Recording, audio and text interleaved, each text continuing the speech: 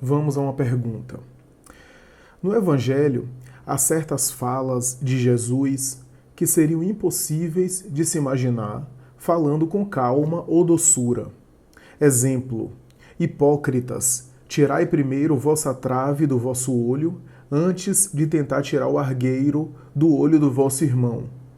Como inúmeras outras passagens, dentre tantas, que ele chega a chamar os fariseus de raça de víboras.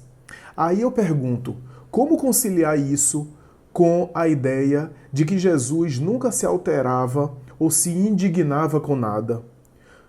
Portanto, sendo Jesus o modelo e guia do mundo, conforme a doutrina espírita assim o expõe, seria possível admitir que a raiva e a exaltação são sentimentos humanos que foram experimentados e vivenciados pelo maior modelo moral da humanidade? Bem, a pergunta é interessante, é muito interessante e não é fácil de responder. É uma pergunta delicada, é uma pergunta profunda, é uma pergunta que envolve a personalidade, a conduta moral e o padrão moral do espírito que a gente conheceu como Jesus. De fato, há determinados textos do Evangelho que, se a gente for ler, fazem pensar que Jesus não falou de uma forma assim doce, de uma forma assim melíflua, de uma maneira carinhosa, porque o próprio conteúdo do texto é inadequado àquele tipo de discurso com uma fala doce ou uma fala sentimental. Há determinados textos que sugerem no próprio texto uma fala doce de acolhimento, e há outros textos que sugerem um outro tipo de entonação. Embora o texto não tenha a entonação da voz que Jesus ofereceu, como toda palavra escrita não carrega consigo a entonação da voz que a pessoa colocou, é óbvio que há determinadas frases e determinadas colocações que a gente nem precisa do tom de voz para saber que a pessoa não estava falando num tom de voz X ou Y. Dá para deduzir que a pessoa, no mínimo, estava falando de uma maneira mais séria determinados textos ou determinado discurso. Assim é nas redes sociais, assim é num livro que a gente lê, assim é numa conversa ou num texto que a gente recebe, sei lá, por carta, por e-mail.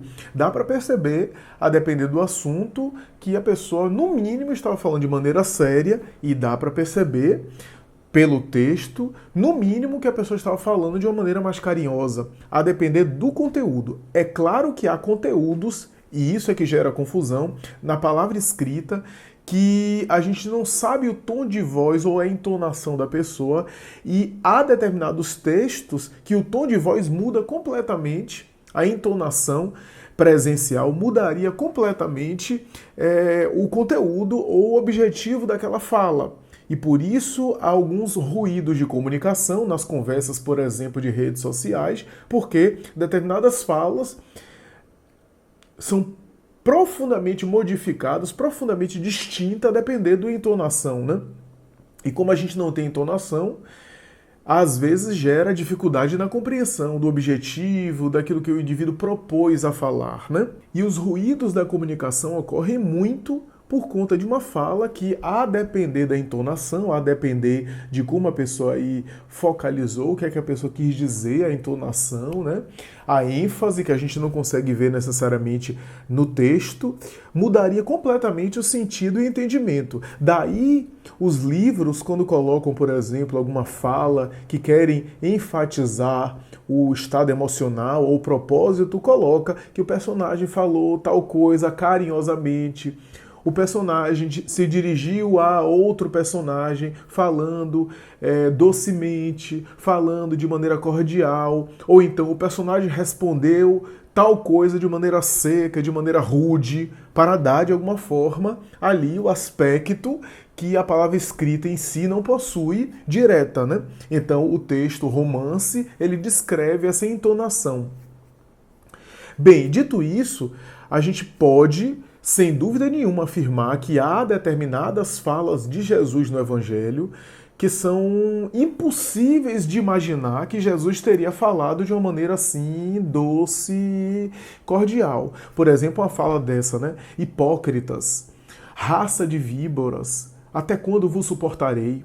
Até quando ficarei convosco? Sepulcro de branco caiado por fora e por dentro todo podridão, afastai-vos de mim.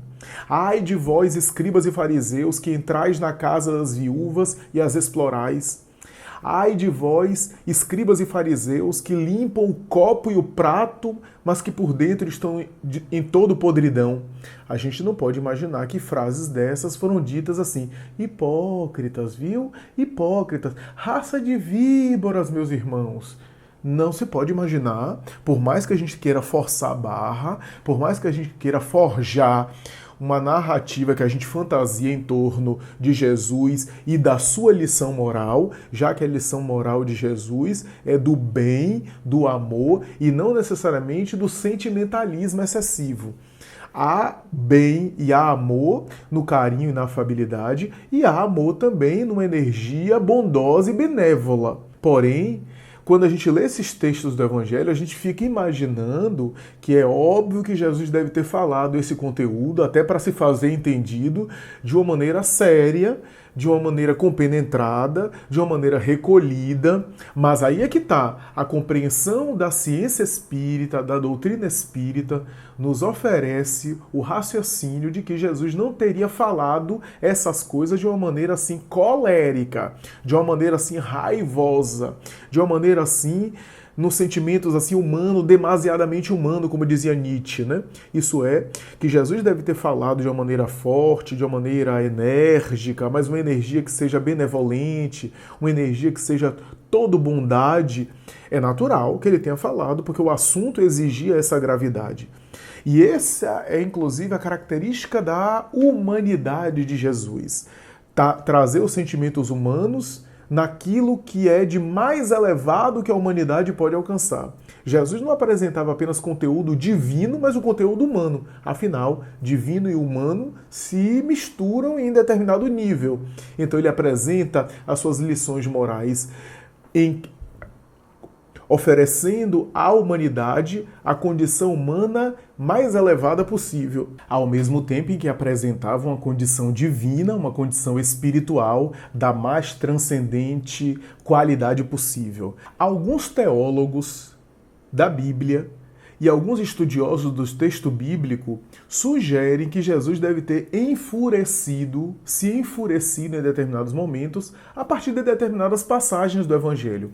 Algumas delas não procedem esse raciocínio, não são portadoras de fundamento, porque são passagens parabólicas, passagens que são metafóricas e que foram interpretadas ao pé da letra. Estou me referindo aqui especialmente à passagem célebre da expulsão dos vendilhões do templo, que ali é uma passagem simbólica, né? É uma passagem metafórica, uma encenação, inclusive, conforme os melhores estudiosos da Bíblia, e que não se pode achar que Jesus utilizou de violência física, inclusive pegando um chicote para chicotear as pessoas. Não se trata desse evento, desse fenômeno. Ademais, como dizem os melhores estudiosos, o templo possuía guarda para tudo que é lugar, e do lado do templo a Torre Antônia, que era um dos monumentos de maior fortificação da soldadesca romana, né? Maior fortificação do exército romano. Qualquer balbúrdia ou confusão dessa ordem, Jesus seria preso imediatamente.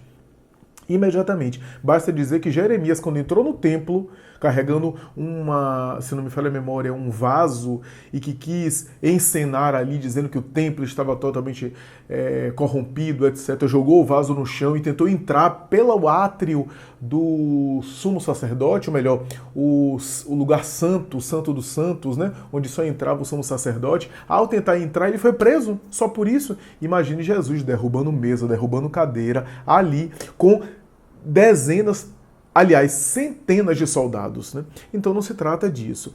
Joana de Ângeles, no entanto, na obra Jesus e o Evangelho, à luz da psicologia profunda, tem um capítulo chamado Julgamentos, onde ela examina determinadas passagens do Evangelho, especialmente essas passagens que ao pé da letra podem parecer uma espécie de cólera de Jesus, de enfurecimento de Jesus, e em alguns momentos até uma expressão de condenação, que não é o caso. Ela examina aquilo que ela chama de psicologia dos julgamentos como sendo um dos temas mais delicados e mais profundos da psicologia, particularmente a psicologia profunda, a psicologia chamada profunda de Carl Gustav Jung. E nesse capítulo, se não me falha a memória, o capítulo 12 dessa obra, ela vai dizer que Jesus vivia, em alguns momentos, manifestava ou tomava uma atitude da ira santa. Que Jesus vivia, em alguns momentos, uma ira santa. Mas é importante entender o que é que significava essa ira santa. Por ira santa, Joana de Ângeles estava falando que, e ela se refere no texto, é interessante pegar o texto, que Jesus em alguns momentos demonstrava a sua alta humanidade através de uma postura que não tinha ressentimento, que não tinha ódio, que não tinha raiva convencional, mas que tinha uma postura de chamar a atenção, a autoridade moral que ele tinha, de chamar a atenção, de energicamente educar, mas essa energia era sempre com muito amor, com muita amorosidade, né? Era uma atitude forte, era uma atitude, às vezes, inclusive, para chamar a atenção, uma atitude, inclusive, viril, mas não necessariamente rude ou grosseira. Dizem que Madre Teresa de Calcutá falava as coisas, um dos seus biógrafos dizia isso, né? Que ela falava as coisas mais enérgicas, inclusive, mais austeras, mas que ninguém ficava magoado, porque ela falava de uma forma que tinha tanta amorosidade, embora o texto, isso é, embora a fala, embora o discurso fosse um discurso de reprimenda, fosse um discurso até de energia, mas era envolvida com tanta doçura, com tanta benevolência, que ninguém ficava melindrado. É interessante isso, né? Chico Xavier também era célebre nesse sentido, e assim por diante. A autoridade moral, a grandeza espiritual. Quando a gente tenta fazer a mesma coisa, a gente solta raiva, a gente solta irritabilidade, e o outro também capta a irritabilidade, né? Então, é algo muito delicado. Então, Jesus, imagine Jesus, né, falando isso com toda a amorosidade possível, mas ao mesmo tempo com uma atitude mais viril. E Joana chega a dizer que ali ele demonstrava não apenas o seu lado humano de virilidade e de um pai corrigindo o filho, uma postura, portanto, de amor austero, amor que educa, amor que intervém. E além disso, o que chamou minha atenção no texto de Joana foi quando ela disse que Jesus, nesses momentos, demonstrava a sua masculinidade. Ora, isso é uma coisa interessante. Tratava-se de um espírito puro, cujas polaridades não estavam em desarmonia, uma não pendia sobre a outra, a polaridade chamada passiva por André Luiz, que o indivíduo desenvolve mais efetivamente, mais profundamente na feminilidade, e quando eu digo passiva não tem nenhuma conotação pejorativa, pelo contrário, e a polaridade ativa ou a polaridade masculina, mas que estando num corpo de carne, de anatomia masculina, ele demonstrava ali o seu lado viril, o seu lado masculinidade, como também em outros momentos ele demonstrava um lado mãe, um lado acolhedor, um lado afetivo, um lado maternal, um lado doce. Nem era alguém que era masculino a ponto de ser brutal e grosseiro, nem era sentimental demais a ponto de se tornar alguém excessivamente efeminado. Portanto, conseguia harmonizar essas posturas, essas polaridades. Agora, aqui cabe uma colocação ainda de Joana de Ângeles, quando ela aborda a questão da raiva, que ela vai dizer que a raiva, no sentido profundo da palavra, é um sentimento humano natural. Se eu, por exemplo, aqui estou concentrado, alguém chega e me dá um susto, vem uma descarga de adrenalina que cai na corrente sanguínea. O susto é uma espécie de reação de raiva. Uma reação fisiológica. Eu vejo alguém sendo injustiçado, vem às vezes uma onda, uma reação. Alguém me atravessa o sinal e de repente me fecha no trânsito, pode em alguns momentos vir uma reação de raiva, como se fosse uma labareda de fogo que automaticamente. Agora, o que nós não podemos fazer é cultivar as raivas, porque quando eu alimento as raivas, depois que eu tenho essa reação, eu fico alimentando, remoendo a raiva já se torna um ressentimento, uma mágoa, porque aí já é moral. Eu escolhi me fixar, eu escolhi alimentar a raiva que se transformou em ressentimento, em mágoa. E às vezes até em ódio, né? Portanto, isso tudo são sentimentos. Agora, a raiva é uma emoção. Algo que responde e que não necessariamente a gente controla automaticamente. Então, em alguns momentos, a raiva é uma resposta até natural, até compreensível. Diante de uma injustiça, diante de uma situação calamitosa, é natural uma indignação. O que é indignação, se não uma forma de manifestação da raiva? Agora, o que eu preciso fazer é como eu lido com essa raiva. Eu conheço uma pessoa, por exemplo, que era muito maltratada no trabalho, e o que é que ela escolheu? Ela ficava com raiva, mas sabia controlar a raiva. O que é que ela fazia? Ela chegava em casa e usava aquela raiva para estudar, e conseguiu passar num concurso. Quer dizer, ela utilizou produtivamente a raiva, gerando benefícios para ela. A gente tem inúmeros outros exemplos. Eu posso utilizar a raiva a meu benefício numa competição positiva, esportiva, numa situação de me empenhar mais no desenvolvimento de determinados valores, em eu ter, porque a raiva também dá foco, né? Em eu ter foco em algumas coisas, né? Então a raiva não necessariamente precisa se tornar violência e agressividade. Dito isso, eu posso entender que a ira santa que Joana de Ângeles se refere não é uma raiva convencional, mas é um espírito puro utilizando uma reação fisiológica, uma reação do próprio corpo, a benefício da própria construção da humanidade, da própria evolução, do próprio progresso intelecto-moral da humanidade, através sempre do amor, porque o amor é que predominava nele. Falar mais do que isso a respeito de Jesus é arriscar muito, e é colocar nossos sentimentos em um espírito que está muito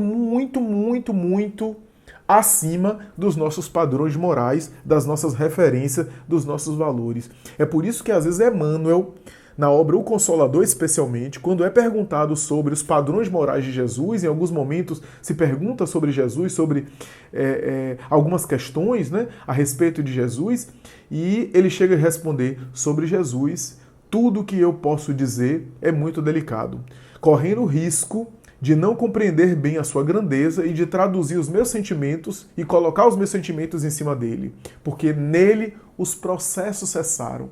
E tudo aquilo que na humanidade é comum, em Jesus, deve ser colocado de uma maneira muito delicada, porque não dá para comparar. Tudo aquilo que a gente olha na humanidade, em Jesus, está em outro nível. Então não dá para comparar a psicologia, o temperamento, a estrutura psíquica de Jesus com os nossos processos convencionais. Então é natural que aquele estado de ira santa, como dizia Joana de Ângeles, não se trata, portanto, de uma cólera convencional, de uma ira convencional. E isso talvez seja um ensinamento interessante para a gente compreender a psicologia espiritual e a psicologia do próprio Evangelho. Ou seja, o que é que eu quero dizer com isso? Que a raiva é um sentimento, ou melhor, uma emoção que deve ser trabalhada por nós de uma forma melhor. O que é que a gente faz? Ou a gente não digere direito a raiva e fica remoendo a raiva, não expressa porque é feio, porque de repente num determinado ambiente, determinado contexto, aquilo pega mal, né? E a gente reprime e recalca, mas fica remoendo por dentro sem resolver, sem diluir. Ou então a gente extravasa a raiva e manifesta a raiva em relação ao próximo. Duas posturas que vão levar a transtornos e a efeitos negativos. Quando eu extravaso a raiva, eu estou gerando problema de saúde. Tem um texto no Evangelho chamado Cólera que fala sobre isso. A cólera gera problema de saúde, alteração da pressão arterial, pode provocar um problema neurológico, neurovascular, cardiovascular. Então todos esses problemas, né, problema respiratório, né, que pode ser afetado, problema de gastrite, esofagite por conta do estresse, né?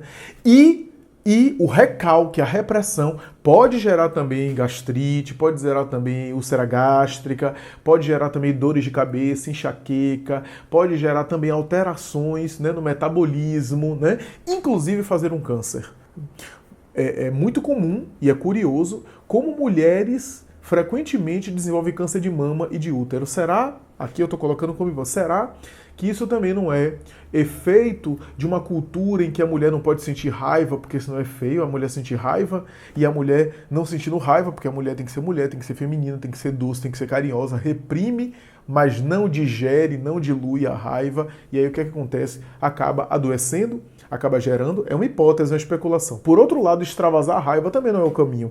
É necessário sentir a raiva. Ter consciência da raiva e saber usá-la moralmente a benefício de si e a benefício do próximo. Eu posso estar com uma raiva danada e ir fazer um esporte, por exemplo. E extravasar no esporte. É uma ótima maneira. Eu estou fazendo atividade física, estou gerando benefício para mim e não estou me comprometendo moralmente com ninguém. Então talvez a ira santa que Joana se refere seja esse processo de utilização de uma reação humana a benefício do progresso geral.